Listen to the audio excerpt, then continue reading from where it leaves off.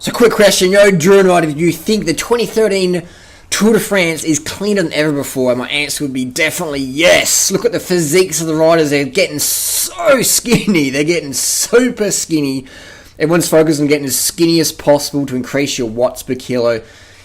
When you get skinny, your power goes up. When you're fit, and poof, you got the mountains quicker. Let's look at the stats, though. Let's look at the stats. Stage 8 Tour de France results. We got Chris Froome went out there and just smashed it. So Chris Froome, here's a graph from Team Sky a few years ago. Chris Froome was the shittest rider on Team Sky. He was like the bottom feeder based on this graph. This is basically said, guys, this is what you look like. Chris Froome, you're down here. You're at the bottom, mate. You're a bucket feeder. I think Chris got a bit fired up after seeing that and thought, fuck you guys, I'm going to smash his fucking all. I'm going to win the 2030 Tour de France, and barring injury or accident, he definitely will. Look at the watts per kilo he's putting out. So now we have domestiques winning the Tour de France. Up there, stage 8, we have Christopher Froome. On the climb, he did a 23.13 on the Ailethurn Glass climb. Richie Porte was second place, only 51 seconds down. And Richie was just sort of like going, oh, should I attack or should I... He was like, just wasn't even sure what he was doing. He's like, oh, yeah, might as well go for it. Just like riding people like Contador and that off his wheel. GC riders like Contador were finishing over 10% down.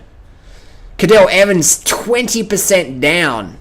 20% down. TJ Van Garden... like 12 minutes down. Like, what's that in percent-wise? That's just nuts. That is nuts. So you got domestiques beating GC riders. Guys used to rank top 10 in the tour, 12 minutes behind.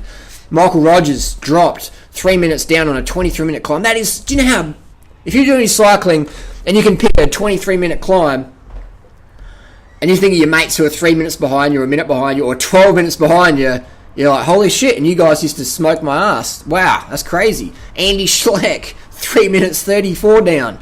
Just incredible. Cadel Evans, 4 minutes 13 down. So domestiques beating GC riders. Cloden, 5 minutes down. All these GC riders getting smoked by domestiques who were bottom feeders just a couple years ago. So is the sport cleaning up? Robert Gesink, right off, 8 minutes down. He's so skinny. He's 8 minutes off. Ryder Hagedal, the stick, 8 minutes 15 down. Incredible. So we've got all these GC riders just getting smashed by domestiques. Is it getting cleaner? Definitely, it's getting cleaner. But here's the thing you're going to ask, what about NBA, NFL, swimming, athletics? Is that getting cleaner? There's no spotlight on that, really, is there? There's unfairly a spotlight on cycling. But like, what about all the other fucking sports? NBA don't even test. They don't even test for testosterone using a carbon isotope ratio test. They don't even do it at all. So basically, you can take as much T as you want. Human growth hormone, no testing. EPO, no testing in NBA. Blood doping, no testing in NBA. So you can do as much fucking shit as you want. EPO, blood doping, testosterone, human growth hormone, IGF-1, insulin. Do as much as you want in NBA. Doesn't fucking matter because we don't fucking test for it. Incredible.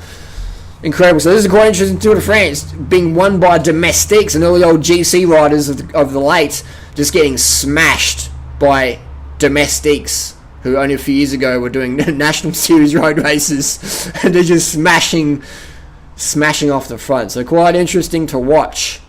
I love it. And it's good to watch. So post your comments and questions down below. What do you think about this year's tour?